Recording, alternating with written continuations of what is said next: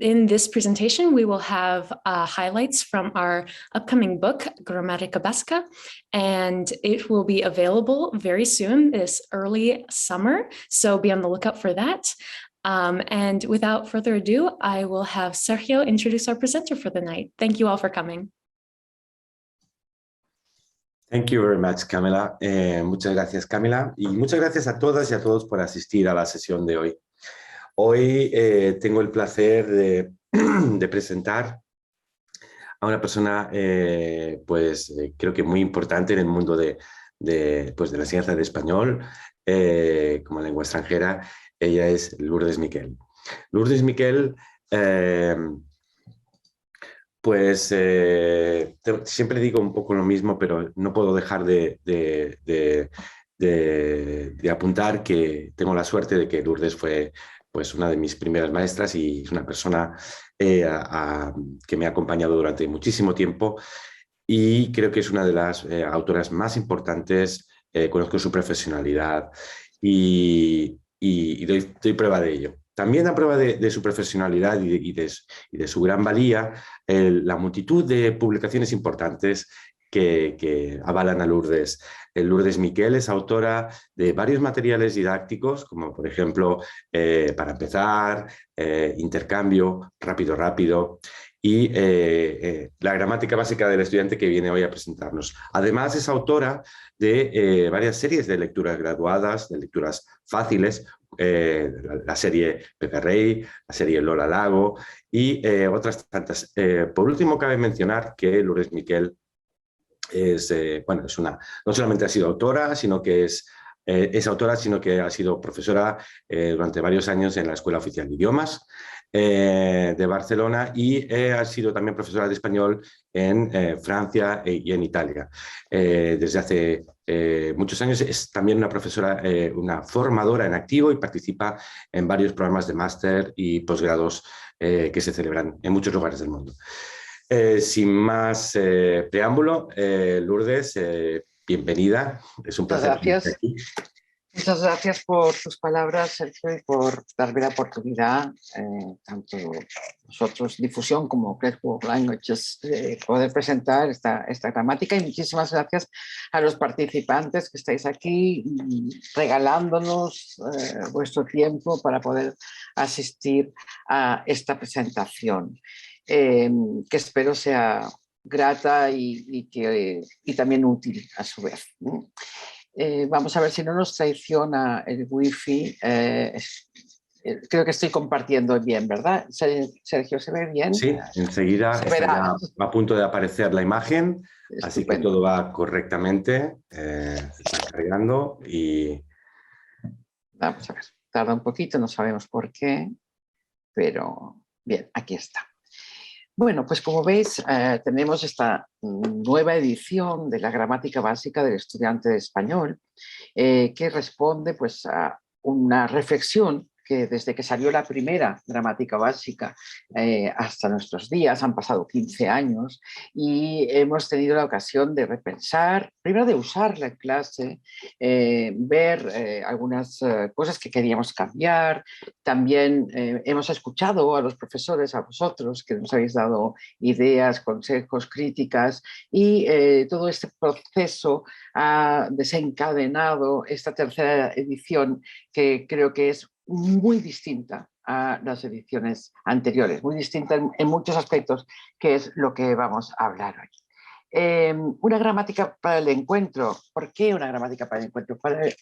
Digamos que esto es una metáfora de varias cosas. El encuentro de los estudiantes con la lengua, a su vez el encuentro de todos nosotros los hablantes de español, los 500 millones de hablantes de español, porque esta gramática está pensada para que sea una gramática útil para todos los hablantes de español.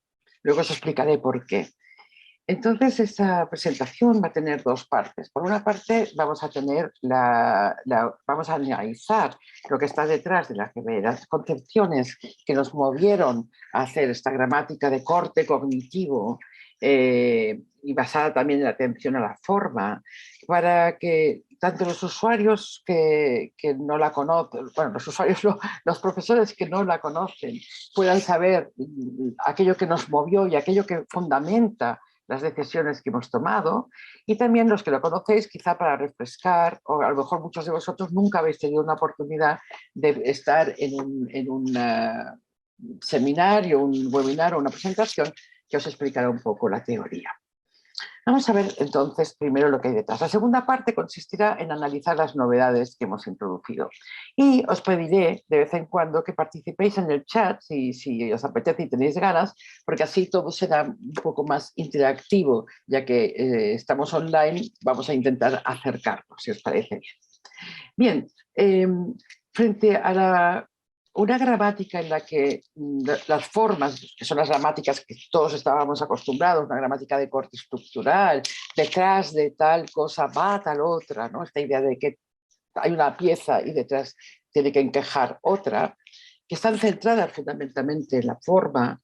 La gramática cognitiva postula, y como es así, ¿verdad?, que todo en la lengua significa. No hay nada en la lengua, ni un acento, ni una forma verbal, ni una oración condicional que no tenga un significado. Es decir, la forma en sí misma no es lo importante es que la forma transmite y transporta significados.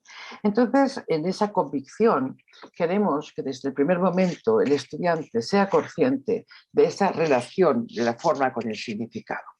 Aquí, por ejemplo, tenéis una descripción, una explicación gramatical, que lo que pretende es que el estudiante, desde el primer momento que toma conciencia de algo tan complejo en español como es la declinación verbal, y que se enfrenta por primera vez al presente indicativo, que es lo que solemos hacer en A1, tome conciencia de que hay unas vocales y consonantes, unas terminaciones, unas desinencias que se repiten y que pueden ser útiles porque pueden ayudarle a entender a qué persona se refiere.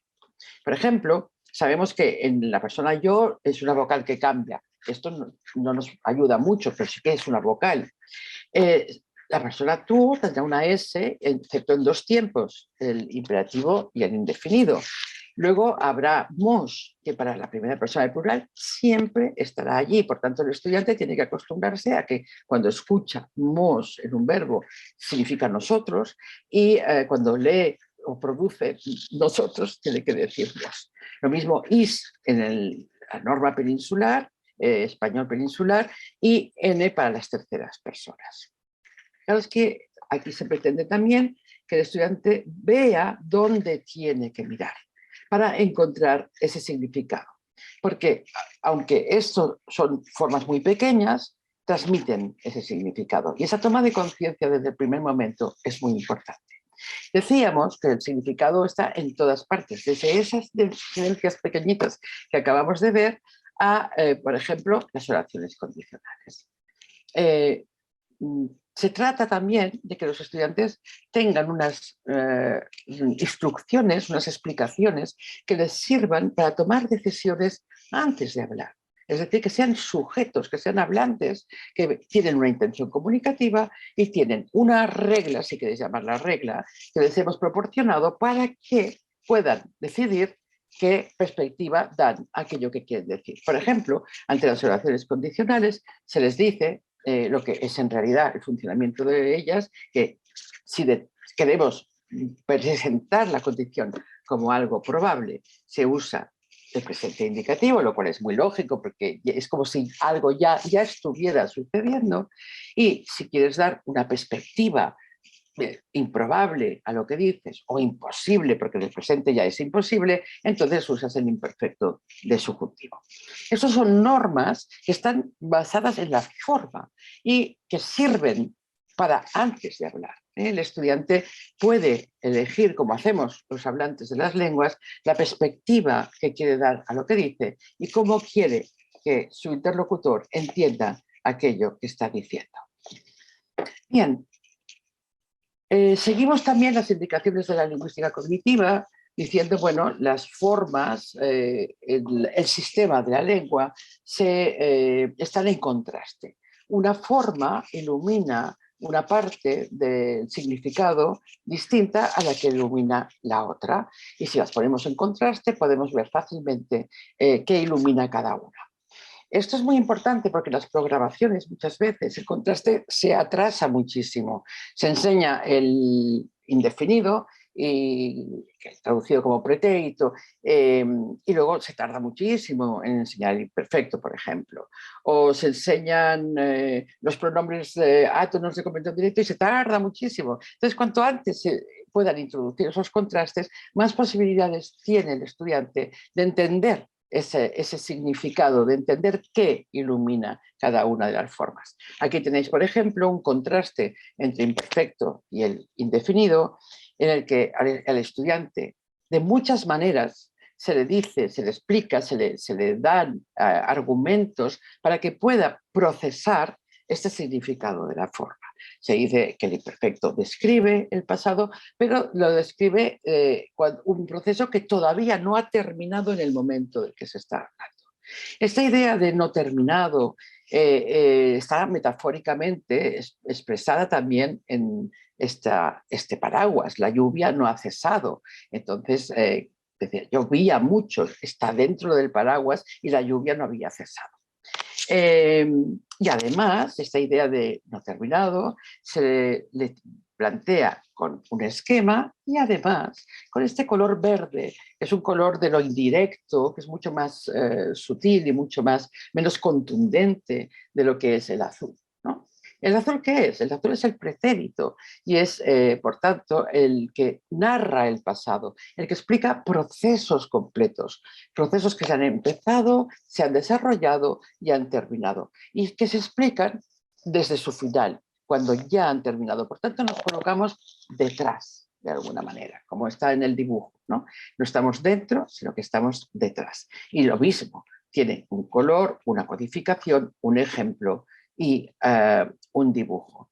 Y estas dos cosas en relación se entienden muchísimo mejor.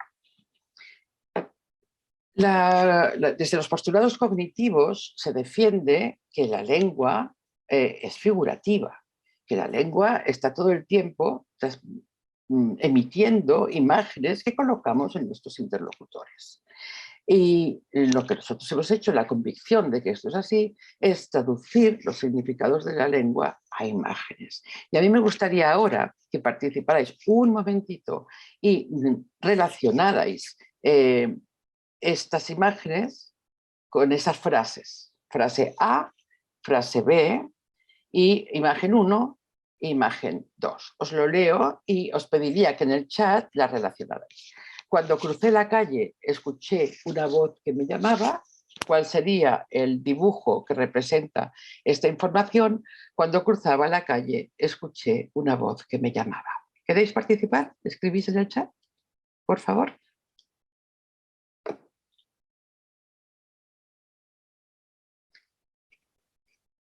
No me está llegando, pero supongo que estáis escribiendo.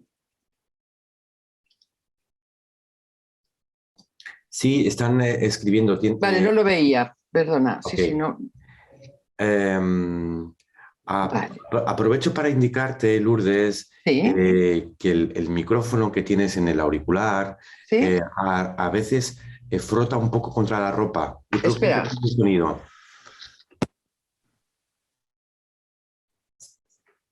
¿Bien? ¿Sergi? Sí, muy bien. Vale, es que si no, no te oigo. Vale, perfecto. Pues gracias por avisarme. Vale, perfecto. Pues muy bien. Habéis relacionado A con 2 y un B con 1. Perfecto, exactamente así. ¿En qué os habéis basado? Fijaros que las dos frases son exactamente iguales. Lo único que ha cambiado ha sido el tiempo verbal. Por tanto, os habéis basado en el significado del tiempo verbal para poder, para saber, para ver la imagen, ¿no? El imperfecto, o si queremos empezamos por A, cuando crucé la calle, por tanto, completamente, el verbo cruzar está completo, la acción de cruzar se ha realizado completamente, el dibujo que lo ilustra es 2, mientras que cuando cruzaba el valor del imperfecto es no terminado en aquel momento, el dibujo que lo ilustra es 1. Por tanto, todos como nos hemos posicionado gracias a este valor prototípico de cada uno de los tiempos verbales y de cada una de las formas en la gramática. Por tanto, esta maravilla, ¿no?, de poder traducir a imágenes el significado de las formas, apoyándonos en esta idea de que la lengua produce imágenes, en esta realidad, nos viene muy bien porque las imágenes son un gran mecanismo de cognición. Primero, hay estudios de cognición que dicen que nosotros procesamos muchísimo mejor aquello que vemos representado, aquello que nos llega a través de las imágenes. Y también nos dicen que lo procesamos muchísimo más rápido. Pero es que además resulta que, claro, si nosotros tenemos personas, estudiantes de distintas procedencias lingüísticas, el hecho de poderlo percibir nos permite ir mucho más rápido porque la percepción nos da, es un salto, ¿no?, respecto a tener que procesar solo intelectualmente y con el filtro de la lengua materna, etcétera, etcétera. Os pido otra cosita. Tenemos aquí las 3 formas impersonales del verbo: infinitivo, gerundio y participio. Me gustaría que dijerais qué imagen representa cada una. ¿Qué imagen representa el infinitivo? ¿Cuál creéis que representa el gerundio? ¿Y cuál representa el participio? También, si queréis, por favor, lo escribís en el chat.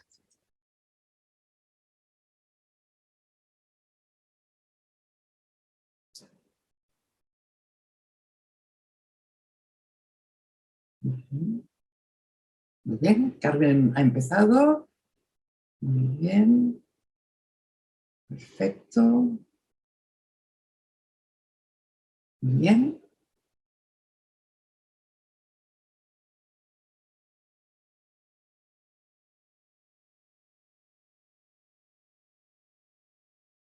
Perfecto.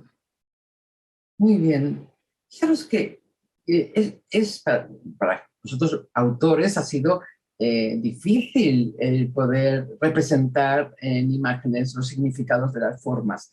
Pero una vez están establecidos, una vez los visualizamos y los vemos, realmente nos damos cuenta de que son muy claros, ¿no? Todos habéis dicho, hasta lo que he leído hasta ahora, que el gerundio es A. Está pintando. El B, tenemos una parte gris, es decir, una parte que ha sido previa, y un resultado de esta acción. Por tanto, siempre la idea de participio es resultativa, es la idea de un resultado de una acción. Y el infinitivo, el C, es esta idea de la acción, esta cosa más nominal del infinitivo, que es casi el mundo de las ideas, ¿no? Y lo habéis hecho perfectamente. O sea que, efectivamente, tal como habéis dicho, A representa el gerundio, B el participio, C el infinitivo. Es perfecto porque de una manera muy rápida hemos podido visualizar los valores de las formas. Entonces, es esto de lo que se trata, de desvelar.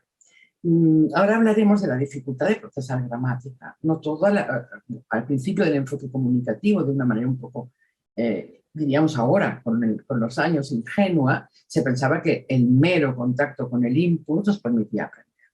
Pero se constató que estar en contacto con el input te permitía ganar fluidez, pero no siempre veías las formas gramaticales, el valor de las formas gramaticales. Entonces, si las imágenes nos permiten desvelar este valor, es maravilloso porque es una vía muy rápida de acceso a las formas.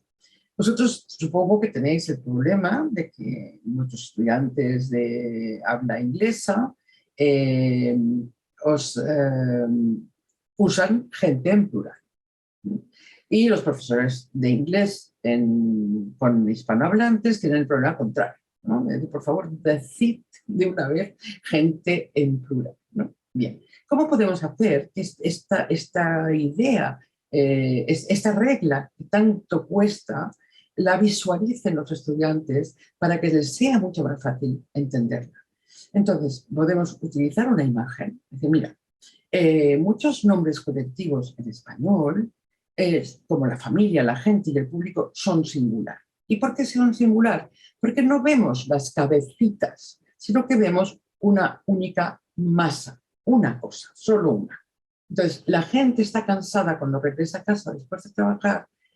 Vemos esta masa, una masa, eso es la gente. Y por eso es singular. La familia, mi familia es muy simpática y pasional. ¿Qué vemos? No vemos a cada uno de los miembros de la familia. Vemos a una única cosa que se llama familia. Con este trabajo visual es maravilloso lo rápido que se puede corregir, ¿no? Y aquí, por ejemplo, cuando decimos las personas, ya es otra imagen. Es la imagen del inglés people, realmente, ¿no? Es el hecho de que podemos, no lo contamos porque hay muchos, pero podríamos contar cabecitas, ¿no? Este trabajo es un trabajo súper efectivo, ¿no? Porque muchas veces el input, por muy comprensible que lo hagamos, no es suficiente. Necesitamos reforzarlo, de una manera eficacísima de reforzarlo es traduciendo las imágenes de la lengua. Este problema que os decía al principio del enfoque comunicativo se veía de forma ingenua, el hecho de que el contacto con el input lo permitía todo y posibilitaba el aprendizaje. Entonces se vio que no todos perciben igual, que hay muchas zonas de sombra en la lengua, en el contacto con el input, que no se procesan. ¿Por qué no se procesan? Porque no se perciben, porque no parecen significativas, ¿no? Por tanto, una gramática didáctica, una gramática pedagógica que se precie, tiene que iluminar, destacar estas formas, sacar de las sombras lo que es opaco y darle luz y mayor énfasis y mayor trabajo, digamos, explícito para que el estudiante las pueda percibir. Por ejemplo, el mundo de los pronombres, preposiciones, pronombres personales, sujeto, desinencias verbales, son formas muy opacas que podemos no percibirlas, ¿no? Incluso en la cadena fónica podemos ni tan solo oírlos, ¿no? De decir, Juan ha estado y me ha dicho, ¿no? Casi prácticamente no se percibe. Entonces se trata de realzarlos, de darle importancia, de que el estudiante vea lo trascendente que pueden ser estas formas, lo trascendentes que son desde la perspectiva de la comunicación y del significado. Entonces estamos aquí, por ejemplo, ante los pronombres átomos. Mete, nos, os, si estamos en la norma española, y si no, pues ese problema lo tenéis vosotros solo con mete, nos. ¿Qué pasa? Que son pronombres que pueden tener dos funciones, la de complemento directo y la de complemento indirecto. Pero la imagen de un caso y otro caso no es la misma. La función que desarrollan en un caso y en el otro no es la misma. Entonces, para que este pronombre sea importante, para que vean la trascendencia significativa que tienen, se puede realzar. ¿Y cómo se realza aquí? Primero se realza con un color que se le adjudica, como hemos hecho antes con el imperfecto indefinido, y luego se realza con el hecho del dibujo, decir, mira, me pinta, quiere decir que yo estoy dentro del cuadro, no soy el objeto pintado. Y eso es importante porque quiere decir que está absolutamente relacionado con el verbo. El complemento directo tiene esa relación directa con el verbo. Mientras que el indirecto, yo no estoy dentro del cuadro, soy el que recibe. Esa idea metafórica de el que recibe el cuadro. Y en ese sentido, aquí tenemos, pues mira, me pinta un paisaje sería el complemento directo, por eso también está en azul, a mí, ¿no? Me pinta un paisaje. Eso es realzar, eso es sacar de las sombras, es dar luz, ¿no? Pero todo esto nos permite facilitar la percepción. Y si facilitamos la percepción, la comprensión, también facilitamos el procesamiento y la producción luego será mucho más fácil y eficaz, ¿no? Aquí tenéis, por ejemplo, ese problema que muchas veces tenemos con las personas que hablan inglés, que en lugar de utilizar el pronombre átomo delante utilizan por defecto la serie tónica, a mí, no, pinta a mí un paisaje. Es decir, no, mira, tienes que decir me pinta, porque por defecto, si no hay nadie más, si no hay contraste, el pronombre se tiene que poner delante y es átomo. Es me, la serie esta, ¿no? Y si tú quieres decir a mí, eso no, primero, no impide que el pronombre esté delante y significa simplemente que estás contrastando con otras personas, ¿no? Presentes o no, simplemente presentes en tu cabeza. Entonces, me pinta un paisaje, no hay nadie más, me pinta un paisaje a mí, hay otros que están por defecto, contrastando los colores. Bien, más cosas para facilitar la percepción y el procesamiento. Qué difíciles son los verbos como gustar, ¿no? Son verbos que contrarían un principio general de los humanos que consiste en pensar que todo lo que está, lo primero animado que escuchamos, leemos, oímos, es sujeto. Entonces, en los verbos, las construcciones verbolativas como los verbos gustar y otros, tienen ese problema, y es que lo que está delante muchas veces no es el sujeto. Si decimos a Alfredo le gustan los cuadros de Laura, a Alfredo no es el sujeto. Alfredo es el que siente la emoción, es el que recibe, por eso es complemento indirecto, recibe la emoción, recibe algún tipo de reacción, de sentimiento del sujeto, ¿no? ¿Qué pasa? Que ese Alfredo, por un lado, tenemos que será muy difícil de percibir que no es sujeto, y por otro lado, tiene una preposición al lado que, como hemos dicho que es opaca, tampoco se verá. Por tanto, se trata de visualizar muy bien esta idea, y entonces poner, por ejemplo, trabajos y ejercicios siempre con esta idea de hay algo, un tipo de sujeto, que provoca alguna reacción en alguna persona. Y en ese sentido vamos rompiendo y haciendo que se perciban cosas muy complejas de percibir. Con todo esto, las explicaciones son, por tanto, mucho más complejas que un profesor delante con la pizarra que explica o describe la lengua, sino que son toda una presentación ordenada con muchos elementos para que el estudiante pueda movilizar muchas estrategias para poder llegar a comprender aquello que está empezando a estudiar. Por ejemplo, vemos aquí un esquema, he cogido el participio porque lo hemos citado antes para que lo veamos. Por un lado, hablaremos un poco del significado, expresará el resultado de una actividad. Por tanto, hado, ido, siempre tendrán este valor de resultado.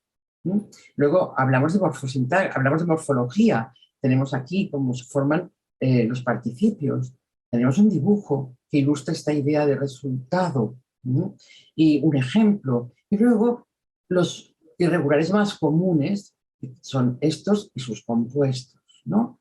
Y a partir de allí ya podemos empezar a trabajar la percepción, a hacer que hagan ejercicios de variados tipos, como ahora los veremos, para que se hagan con esta forma. Y para que tengáis otro ejemplo de cómo llegamos a cómo se sistematiza, ordena esas pizarras desordenadas, esas explicaciones orales tan complejas y caóticas que el estudiante recibe de manera... No, orden, todo sistematizado. Y aquí, por ejemplo, se plantea el tema del no artículo, es decir, un sustantivo sin artículo, o el artículo un o el, la serie un, una, el, ¿no? Y entonces tienen aquí lo mismo. En la idea de, cuando hablamos de algo sin artículo, es como una simple mención. Antes hemos hablado, ¿no?, del infinitivo como mención, pues sería como una mención, ¿no? Son 10 minutos en bicicleta. Cuando decimos en bicicleta no estamos hablando de una bicicleta concreta. Cuando estamos diciendo venden pan, no estamos hablando de un pan concreto. Pero luego, cuando ya llegamos al mundo de los objetos reales, tocables, que tienen su existencia, tenemos esta serie. Esto significa cualquier ejemplar de la categoría, una bicicleta, de momento cualquier bicicleta, y por tanto, no identificado o identificado, que sería la bicicleta, la mía, la que tú puedes identificar, la que está disponible. Dibujos, ejemplos, realces, para poder, explicaciones, para poder entender mejor y para que el profesor con los estudiantes pueda gestionar mejor el acceso a la información. Otro de los mecanismos que hemos tratado de hacer en la gramática, a lo largo de la gramática, es que tuvieran la significación de lo nuevo cuando puede ser parte de lo conocido. Vamos a desimplificar un poco el tema del imperfecto. Los inglés no hay imperfecto de indicativo. Entonces el imperfecto es como una de las obsesiones, ¿no? Ese fantasma que recorre el mundo, el imperfecto español. Sin embargo, podemos explicarle al estudiante la realidad de la lengua, y es que el imperfecto es un presente simplemente que se ha trasladado del pasado. Y que si el presente habla de cosas no terminadas en el momento actual, el imperfecto habla de cosas no terminadas en el momento del que hablamos. Y que aquello que hace el presente es exactamente lo mismo que hace el imperfecto. El presente describe, sirve para describir, mi novia es una mujer muy inteligente, habla de cosas que se repiten, de hechos que se repiten, todas las noches estudia una hora y habla de cosas que suceden puntualmente. Mira, mi perrito está un poco nervioso porque es la hora de su. Trasladamos esto al pasado y diremos, mi primera novia era una mujer muy inteligente, antes estudiaba una hora todas las noches, ahora ya no, o a las 5 estaba nervioso porque era la hora de su. Es eso. Eso es una manera maravillosa de desidentificar y de aprender basándose en lo conocido, que es una de las de las estrategias cognitivas que los humanos utilizamos para poder aprender. Hasta aquí diríamos lo que tiene que ver con la teoría de una manera muy general, pero para que estuvierais en contacto con estas ideas. Pero también hay una idea muy importante que tiene que ver con la práctica, con las actividades, que hay en el libro, me parece que hay 400 o 400 y pico actividades, ¿no? La idea de que aquí no estamos midiendo si el estudiante sabe o no sabe, sino que estamos experimentando, estamos creando un laboratorio donde el estudiante puede ensayar y equivocarse sin problemas. En los laboratorios la gente no se enfada cuando las cosas no salen bien, no les ponen rojo, sino simplemente dicen, ¿qué ha pasado? ¿Cuál es el procedimiento? Vamos a ver cómo lo podemos mejorar. Eso es lo que queremos con las actividades que proponemos. Se trata de que las actividades involucren al estudiante. Es decir, que en las actividades el estudiante tenga que pensar, tenga que estar comprometido cognitivamente. Las actividades que no sirven para pensar, que el estudiante puede hacer de manera mecánica, simplemente porque con una estrategia que no es lingüística, no sirven. Y eso es lo que nosotros hemos querido evitar. Y plantear esas actividades que lo involucren y permitir que el estudiante pueda desenvolver muchas estrategias de orden cognitivo que al final le permita una gran autonomía. Pero claro, las buenas actividades siempre surgen de una buena explicación. Entonces me gustaría que vosotros, por un momento, mirarais este contraste, cuando se usa comer y cuando se usa comerse, y con un input, pues voy a poner aquí, y me dijerais en qué caso creéis que se usa comer y en qué caso se usa comerse. Si es que lo habéis meditado, y si no, improvisar, porque aquí esto es un laboratorio y estamos jugando a ensayo-error también.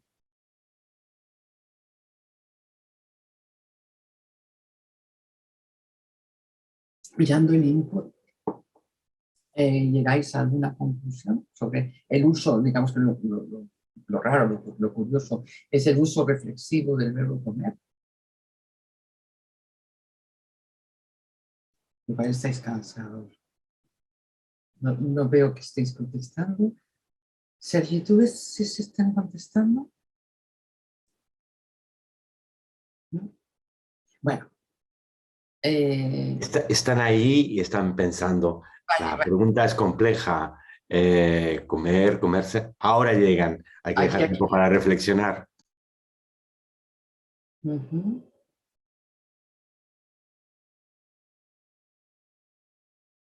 Fijaros en lo que acompaña al verbo, como pista, ¿eh? Lo que acompaña al verbo comer y lo que acompaña al verbo comerse. Esta es la clave. ¿De qué hablas en un caso y de qué hablas en el otro?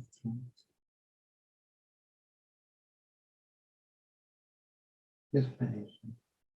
Fijaos en el verbo comer. Yo voy dando pistas, ¿eh? Comí un poco. Creo que no voy a comer nada. Bueno, quizá una ensalada. Quizá voy a comer una ensalada. Dice, sí, yo voy a comer ensalada y también pescado. Eh, no es una cuestión no es una cuestión extralingüística, como decís, una cuestión de entusiasmo, de interés, no, es una cuestión completamente lingüística, es una regla muy precisa.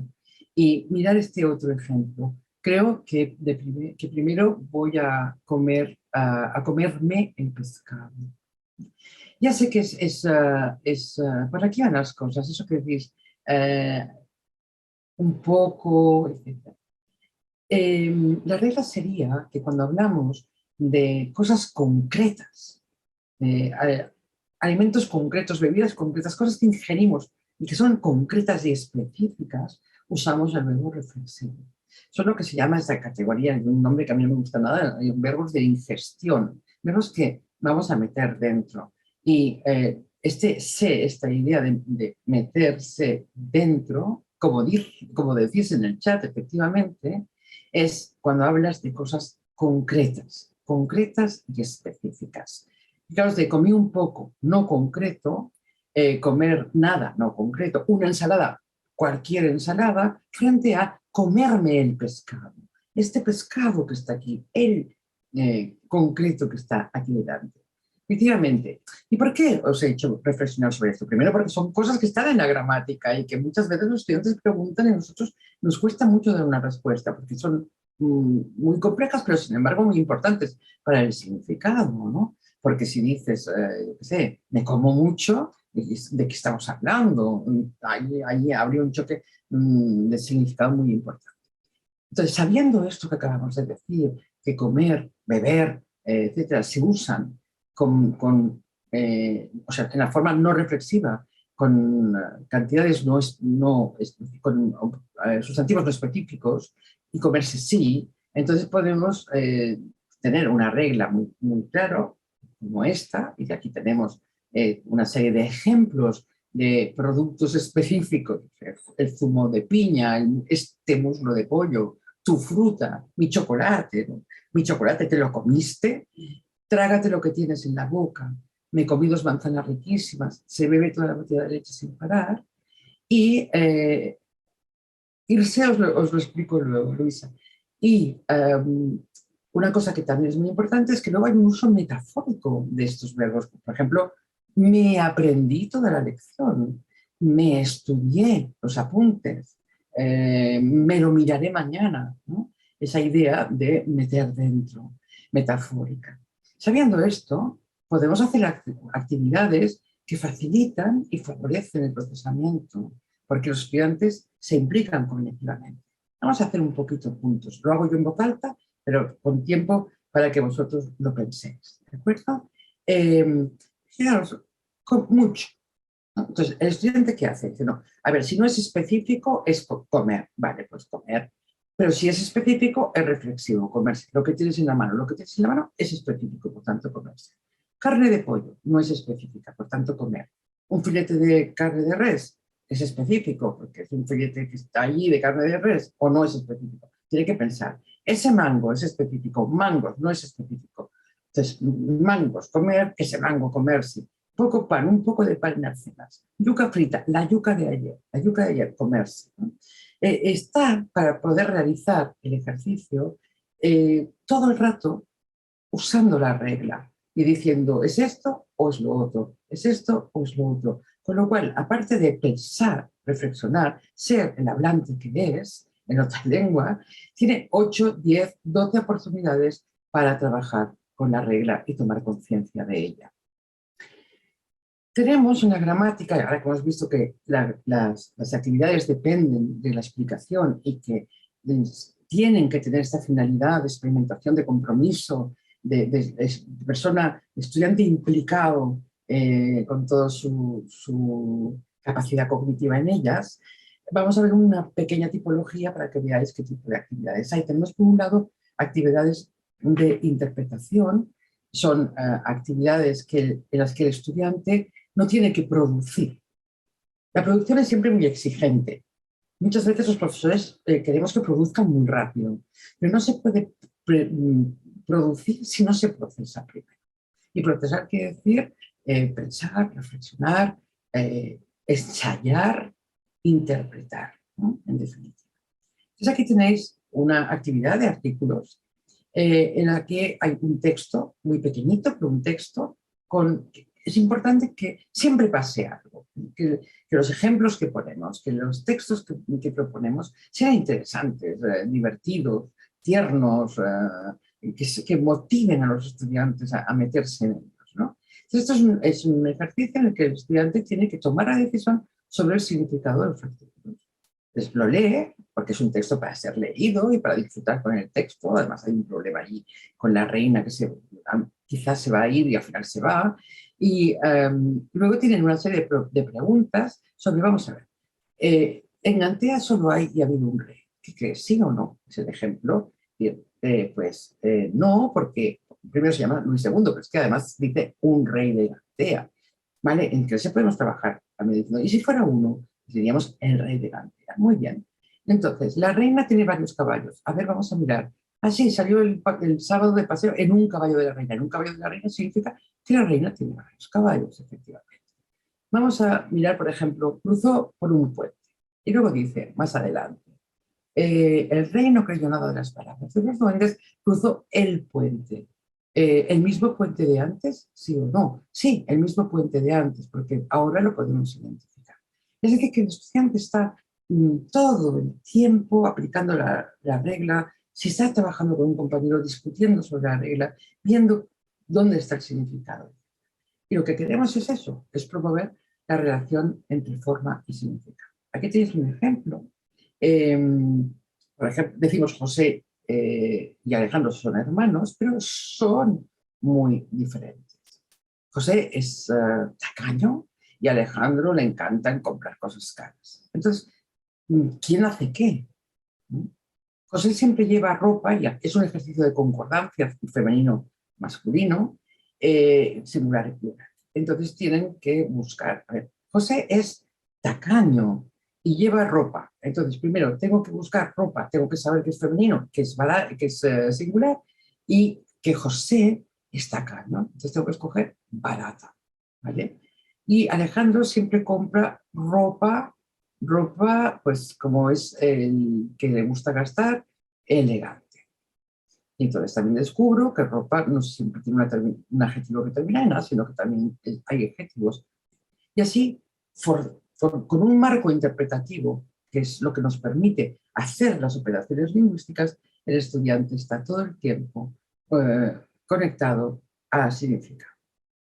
Bien, por otra parte, los estudiantes producen y atendiendo a lo que conviene desde el punto de vista de la adquisición, en el que una de las recomendaciones es que se pase de lo sencillo a lo complicado, de lo simple a lo complejo, pues hay una progresión de actividades de producción de más controladas a menos controladas.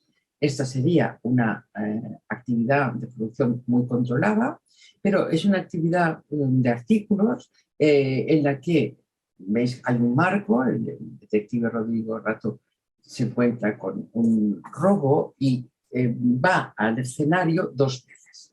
La primera vez, todo lo que ve son cosas que no puede identificar, es la primera vez que las ve.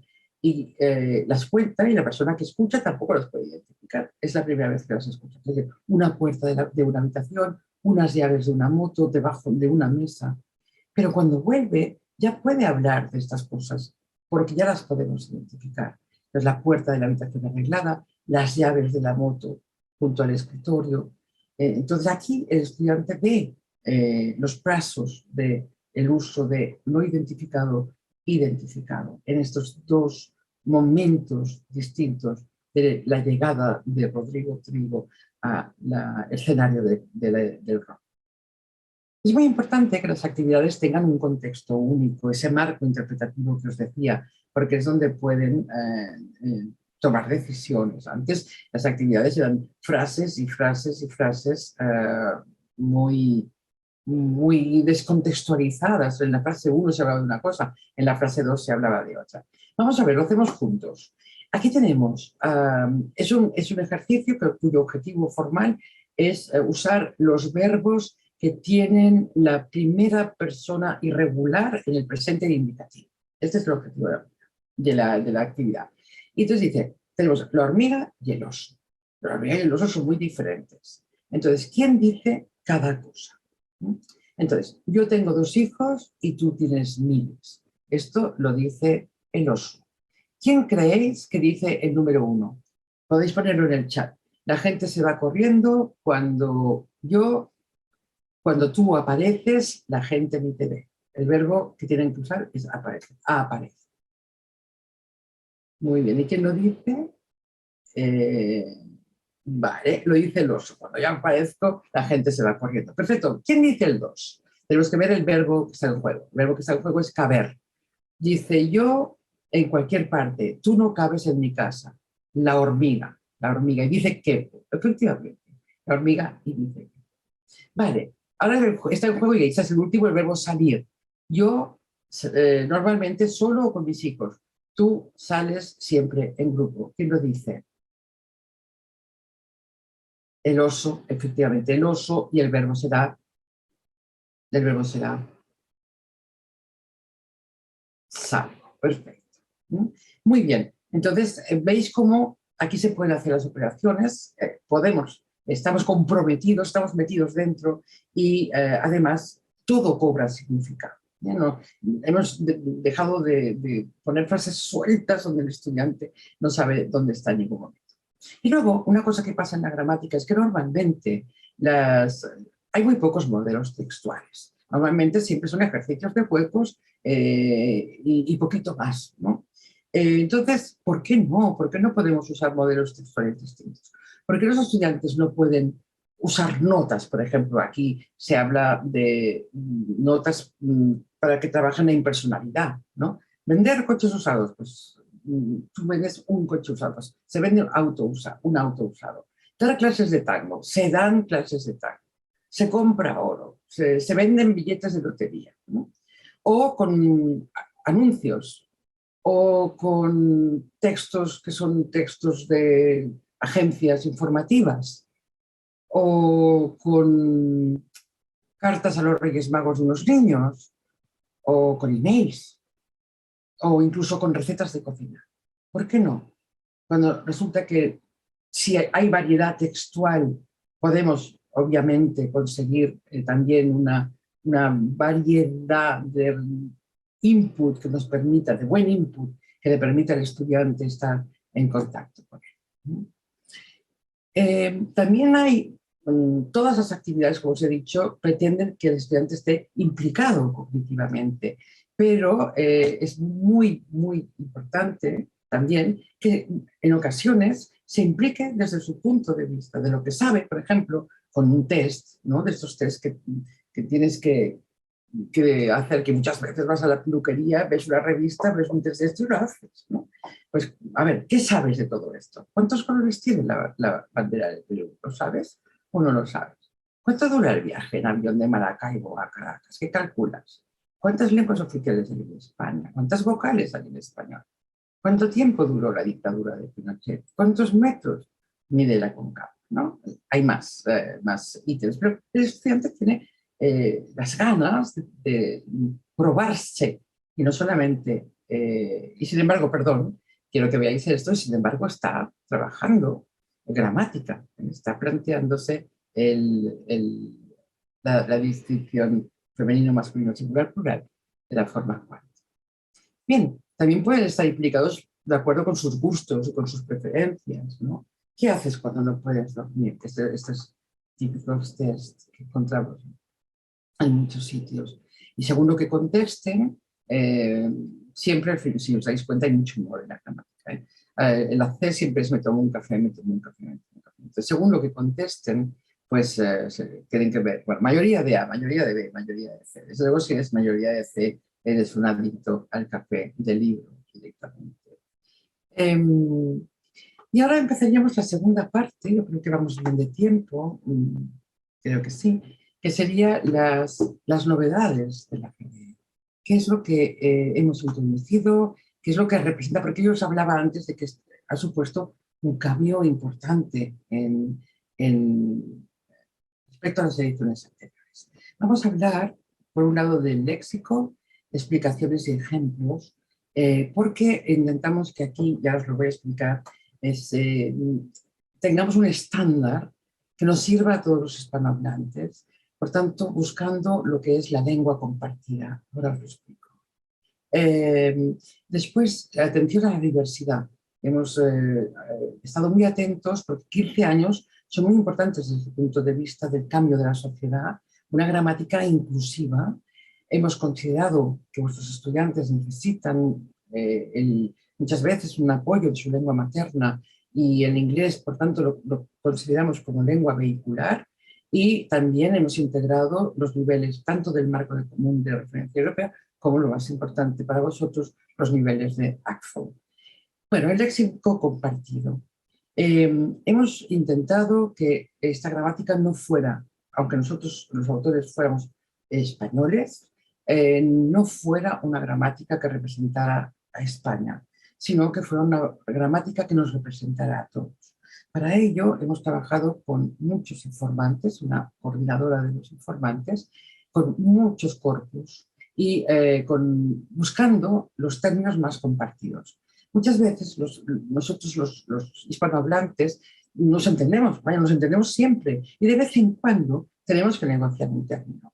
Pero lo que queremos es que esta gramática represente esas palabras que nos permiten no negociar y que pues todos reconocemos y que todos podemos compartir. A lo mejor pues diremos, bueno, pues mira, en Perú esto lo decimos de otra manera, o en mi dialecto esto lo digo de otra manera, o en Venezuela se dice de otra manera, pero ese término se entiende y se comparte. Eso es lo que queremos. No fijarnos en la especificidad, sino en lo general, en lo compartido, en lo que nos hace que nos encontremos, ¿no? Y, por ejemplo, para que veáis cómo hemos pensado, anteojos, espejuelos, lentes o gafas. ¿Qué es lo más frecuente? Entonces, lo más compartido. Entonces hemos estado buscando en los corpus, hemos estado investigando y hemos descubierto que lo más compartido es lente.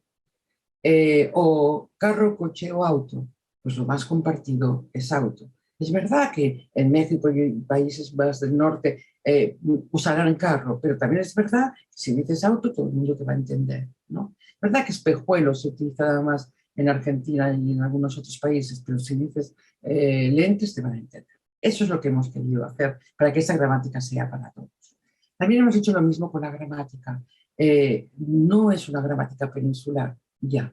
La distinción pretérito indefinido, pretérito perfecto, que en España, en gran parte de España, no en toda, es muy nítida.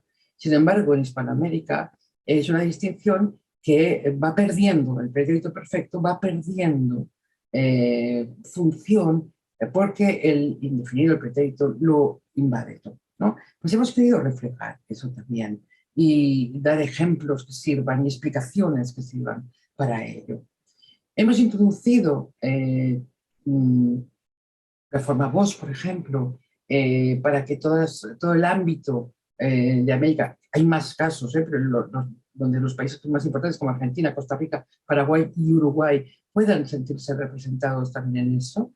Y vosotros, porque no lo hemos dejado, porque se trata de sumar y no de restar, y luego, obviamente, hemos desplazado el uso de vosotros, lo hemos dejado solamente en pequeñas notas, pero sí en los paradigmas lo hemos dejado, al uso generalizado en Hispanoamérica de ustedes para el tratamiento de las segundas personas. Bien,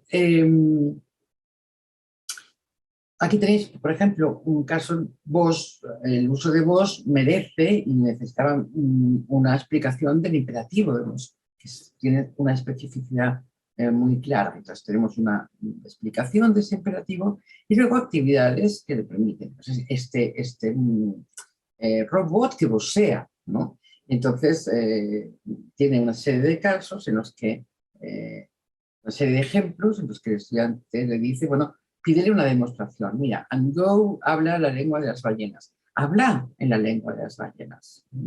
Traduce cualquier canción del mundo al español. Pues traducí Bad Romance, go. Y así los estudiantes que vocean o que están en una zona donde se vocea o que tienen un profesor que vocea, pueden tener, y el profesor también, sentir que su variedad está contemplada en la gramática. Lo que os decía, hemos tratado de que sea una gramática actual, inclusiva, donde la mujer está empoderada, donde están representadas todas las modalidades posibles de la sociedad actual y también toda la tecnología y todas las maneras que tenemos en la actualidad de comunicarnos, ¿no? Hemos actualizado en ese sentido, pero también yo creo que hecho un trabajo muy importante de inclusión. Y luego, lo que os comentaba, hemos considerado el inglés como lengua vehicular y tenéis, como habéis visto, lo que hemos hecho hasta ahora, las explicaciones las tenéis en inglés, también las paráfrasis, como las tenéis aquí, las tenéis en inglés, obviamente los ejemplos no, pero también las explicaciones, las instrucciones de las actividades, para que los estudiantes no pierdan tiempo en una explicación, sino que de una manera muy rápida puedan entender aquello que tienen que hacer y lo hagan, ¿no? Y luego lo que os comentaba de los niveles. Hemos considerado que era mejor dejar las dos categorías de niveles. Entonces, detrás de los números de las actividades tenéis el nivel del marco común de referencia, el marco europeo común de referencia. Y abajo de la página tenéis las equivalencias de estos niveles del marco de referencia de ACFO. De tal manera pues, que tenéis la tabla y podéis perfectamente saber para qué nivel está pensado cada uno de los ejercicios. Bien, en esta gramática lo que tenemos claro es que el papel fundamental del profesor es mediar entre la lengua y el estudiante. Y esa es una mediación afectiva, emocional, pero sobre todo cognitiva. Y tenemos que ser capaces, ¿no?, de que esa lengua que es nuestra la podamos traspasar al estudiante, negociarla con él, para que el estudiante haga algo que es fundamental, que es la incorpore. La lengua al final es del estudiante, tiene que ser del estudiante, y por eso la gramática también tiene que ser del estudiante. No vale el profesor que tiene la gramática, esta o cualquier otra, la gramática y él explica todo, o ella explica todo en la pizarra y el estudiante no tiene nada más que mirar al profesor y luego se le da una fotocopia o se le dice en qué página tiene que mirar. No, el estudiante, la gramática es el mapa que el estudiante necesita, es el GPS. Y nosotros lo que queremos, nosotros los autores, pero también los profesores, lo que queremos es que la gramática sea de él, que el estudiante pueda manejarse dentro de ella y que al final la haga suya y se sienta sujeto también en la lengua que está aprendiendo. Yo os he hecho esta presentación solo como representante de los autores, de una de los autores, pero he tenido la suerte de compartir todo este proceso que hace ya 15, 16 años que dura, con estas inteligencias maravillosas que tanto aportan al español de lengua extranjera. Vosotros, no sé si nos conocéis, pero es Genaro Ortega, Alejandro Castañeda, yo cuando era más joven, Rosario Alonso, Pablo Martínez Gila y José Plácido Ruiz Campillo, que tenéis la suerte de tener en Estados Unidos en la Universidad de Columbia. Y nada más, espero que os haya iluminado algo y os haya gustado y estéis motivados para poder adentraros en la gramática. Muchísimas gracias.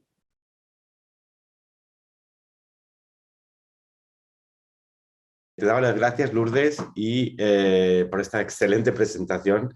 Y ya puedes ver cómo suena el chat, porque van los comentarios de elogio por ahí. Muchas Y nos gracias. han llegado ya muchas preguntas y animo a quien no tenga todavía su pregunta formulada que la formule, porque tenemos tiempo para responder preguntas. Claudia, ella pregunta, me gustaría saber si el material, la gramática básica, incluye tiempos compuestos, modo indicativo y subjuntivo. Sí, claro, claro, claro. A ver, la gramática llega hasta lo que sería en el marco, que es el que manejo yo más mentalmente, un B2. Sergio, no sé qué sería en ACFOL, esto lo acabamos de ver en la diapositiva, pero evidentemente tiene todo el sistema verbal, absolutamente, y también tiene todo el sistema nominal, todo lo que es la determinación de un sustantivo. Trabajo con adjetivos, obviamente, los adjetivos pospuestos o antepuestos. Es una gramática que lo único que falta es las cosas excepcionales, estas que se trabajan en niveles altos, como puede ser un C1, ¿no? Un final de un B2, un C1. Pero por lo demás es una gramática que cuando decimos básica no quiere decir que sea elementalísima, quiere decir que es todo aquello que se necesita saber para poder tener conciencia y uso del español. En otras palabras, exacto, Lidiana, efectivamente. Muchas sí, gracias. Liliana nos apunta fabulosamente que a B2 equivale en términos ACFL a nivel intermedio avanzado. Gracias, Pero Lidiana. déjame, Lourdes, que reformule lo que has dicho. Todo el sistema temporal del verbo del español está incluido en la gramática básica del estudiante. Y, como decías, el término de básica quiere decir que lo principal está cubierto. Lo que no está cubierto son aquellos puntos, los puntos, vamos a decir, más sueltos y avanzados, que son más difíciles casi de reunir. Los epicenos, ¿no? El doble género, todo esto que ya pertenece a un nivel más alto que el intermedio avanzado, ¿no? Pero hay muchas personas que están usando la GBE también más allá del intermedio avanzado. ¿Por qué? Porque sistematiza, porque permite que muchas cosas que a veces los estudiantes, elementos de la lengua que los estudiantes tienen dispersos o mal encajados o mal sistematizados o que, yo que sé, han estudiado en un sitio y luego en otro o algunos los han intuido y tal, con esto lo encaja, ¿no? Entonces, una vez que yo decía, bueno, esta gramática llega hasta B2, pues muchos profesores me dijeron, no, nosotros estamos usando en C1 porque estamos ordenando formalmente, poniendo el mapa en orden, ¿no? Siguiendo con la metáfora del mapa y del GPS. Tenemos más preguntas. Ben tiene una que va sobre la terminología gramatical, la terminología que se usa en el libro. Y he visto en uno de los ejemplos, IO y CI, ¿se presentan los nombres de los términos gramaticales en las dos lenguas? ¿Perdona? ¿En las dos lenguas? Sí. Bueno, están traducidos en inglés, ¿no? La decisión que se tomó es que todo lo que era metalenguaje para facilitar el acceso del estudiante justamente se traducía y entonces están en inglés. Sabéis que hay una edición internacional de esta gramática, entonces hay una edición que es así, es peninsular. Y allí toda la terminología, el metalenguaje y las instrucciones y las explicaciones están en español. Pero digamos que están pensadas para el público que está más interesado en tener contactos con España más que con Hispanoamérica. Belkis pregunta en el chat y aprovecho esto para recomendar que usemos la herramienta de Q&A para poner nuestras preguntas. Nos es más fácil gestionar las preguntas, organizarlas. Ella pregunta, como puedes ver, si la gramática está disponible en Estados Unidos.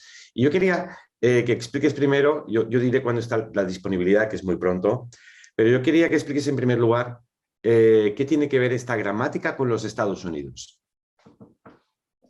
Bueno, esta gramática tiene mucho que ver con los Estados Unidos porque lo que nos planteamos es que en Estados Unidos se dan la confluencia de muchísimas personas de hispanohablantes, de muchas procedencias distintas.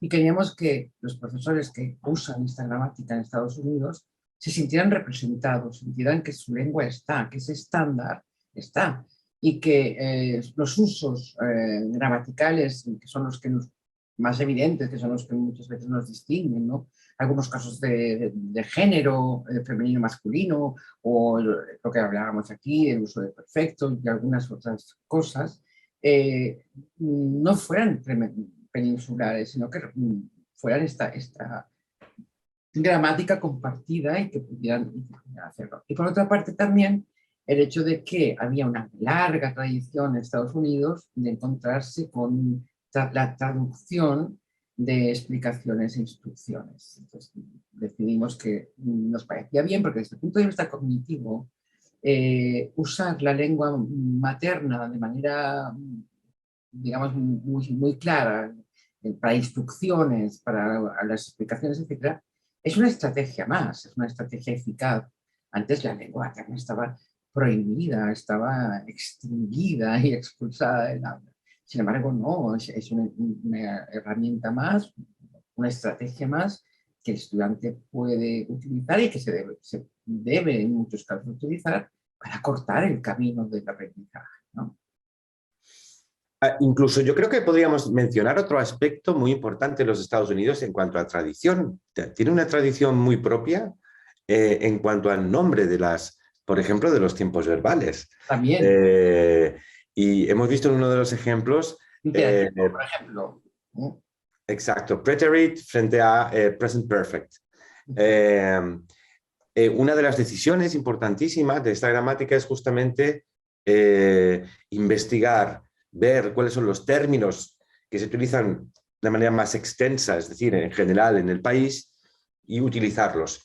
De esa manera los estudiantes que ya vienen con estudios de español de high school o antes, no van a sentir el choque, porque la terminología es totalmente nueva. Exacto. Además, y aquí quisiera decir, ¿no? Nosotros hemos trabajado con dos traductores maravillosos y hemos negociado y discutido, y ellos han investigado y afilado y han conseguido realmente una filigrana de traducción, una maravilla de traducción bueno, que ha sido muy trabajada, muy pensada justamente para eso que tú decías, para que se representara la tradición que los estudiantes llevan, ¿no?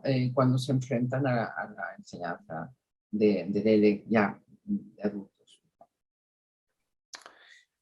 Belkis, de nuevo, pregunta, dice, he encontrado que muchos estudiantes llegan a un nivel avanzado, de nivel 3 en los Estados Unidos, y muy pocos libros de gramática se adecuan a ese nivel.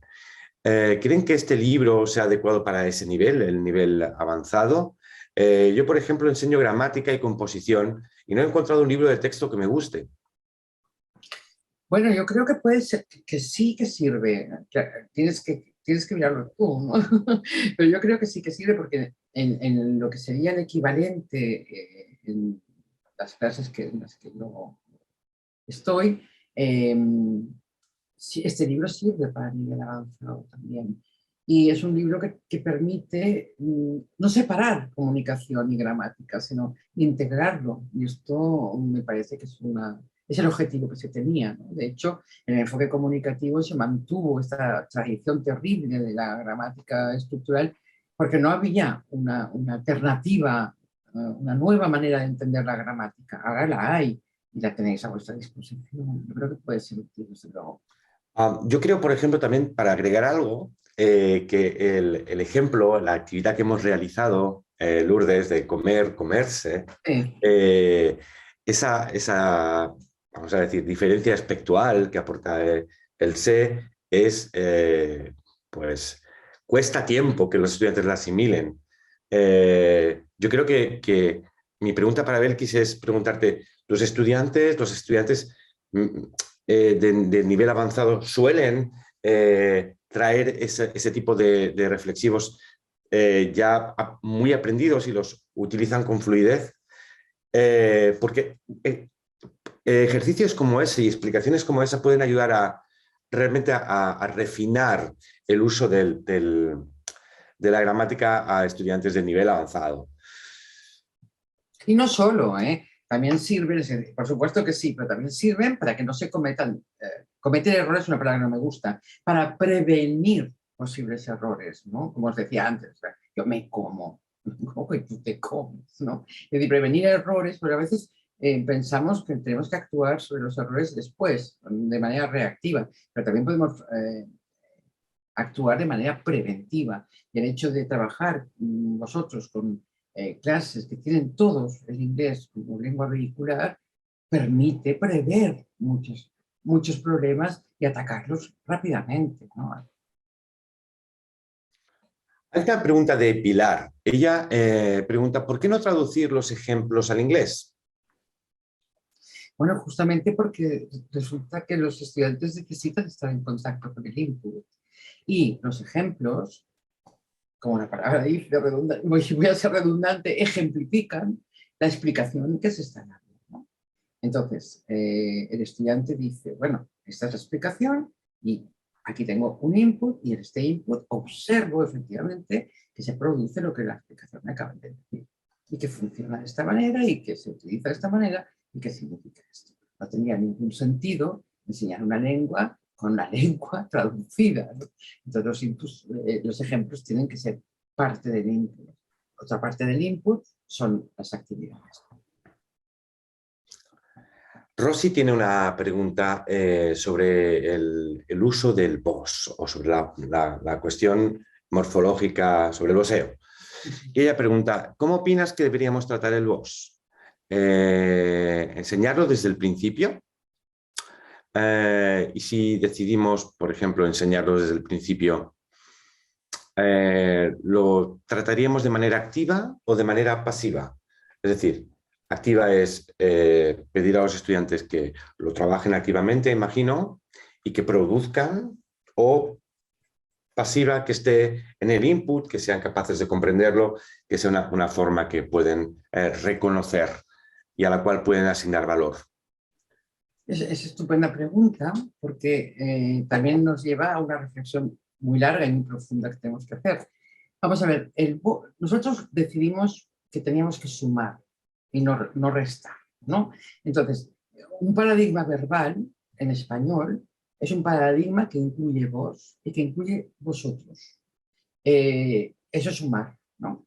Entonces, teníamos que, tomamos la decisión de que estuvieran en los paradigmas todos. Pero ahora la pregunta es, si el profesor que está trabajando en la gramática básica no es español, no tiene que usar vosotros. Y vosotros, de hecho, no está activado en esta gramática. Está en los paradigmas, pero no se ejercita.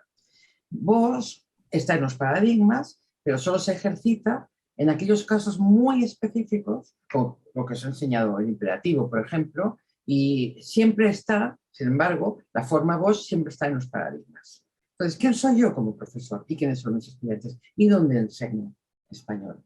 Estoy en Uruguay, la gente vocea, yo voceo, trabajamos en el vos. Yo no voceo, pero estoy en Uruguay, trabajamos el vos. Y les digo, yo no voceo, yo no renuncio a mi variante, pero aquí, además de mi variante, vamos a conocer otra, que es la del entorno en el que estamos. Vale, yo no voceo, no estoy en un entorno que vocea, pues no considero el vos, simplemente digo, está ahí, pero no tenéis que hacer nada con el vos. Lo ignoramos en ese sentido. Explicamos que existe, explicamos que hay hablantes que lo tienen, pero no tenemos que activarlo, como tú decías, ¿no? La pregunta está muy bien formulada. No hay que activarlo. Ni tan solo hay que prestar atención. porque también es interesante que los estudiantes presten atención a aquello que ellos van a necesitar y que van a tener que usar. Tenemos una llamada. Muy interesante. Aquello entra en directo. Esperemos que no sea de un presidente. Durante la cuestión de comerse, había una participante que preguntaba si la explicación que se estaba ofreciendo era igualmente válida para irse, para el verbo irse. Así es verdad. En ese momento, Lourdes, tú has dicho, bueno, lo vamos a abordar después. Sí. ¿Podemos abordar ese asunto del verbo irse y cómo es, qué diferencia hay entre ir e irse? Vale. A ver, he dicho que era distinto y en aquel momento, por el discurso que yo tenía, he dicho, bueno, lo vamos a aplazar, ¿no? Cuando hemos puesto comerse, estábamos hablando de esa categoría que las gramáticas llaman verbos de ingestión, es decir, verbos como beber, comer, beberse, comerse, que son verbos que claramente es metafóricamente también meter dentro. El verbo ir no tiene nada que ver con esto, con este significado, ¿no? El verbo ir es un verbo de movimiento. Entonces, el verbo ir es voy a, significa que hay un foco en el destino, entonces voy a tal sitio, y me voy a tal sitio significa que hay un foco, es decir, que doy importancia al origen y también doy importancia al destino, y cuando digo me voy, significa que bloqueo completamente el destino y solamente le doy importancia al origen. Ese es el juego con el verbo irse, ¿no?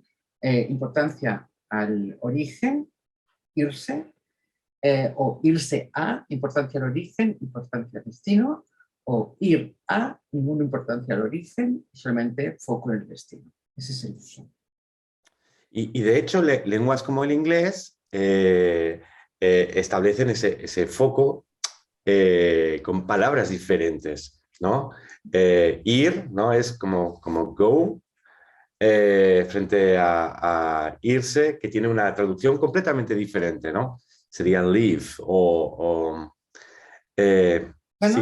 es la codificación que hace cada lengua de lo que las intenciones y de la realidad, ¿no? Son cuestiones de perspectiva. ¿Mm? Pues bien, parece que no hay ninguna pregunta más. Si hay alguna pregunta más, estamos encantados de responderlas. Lourdes ahora acaba de dar una explicación maravillosa y tiene cientos de explicaciones maravillosas disponibles consigo. Vamos a guardar un segundo más porque había una pregunta que se hizo antes. Una pregunta. Si estaba disponible en Estados Unidos, yo prometí que iba a decir cuándo va a estar disponible. La gramática básica llegará... Mira, nos ha llegado una pregunta ahora. La gramática básica estará disponible a finales del mes de mayo, principios del mes de junio. Ya estará disponible en los Estados Unidos.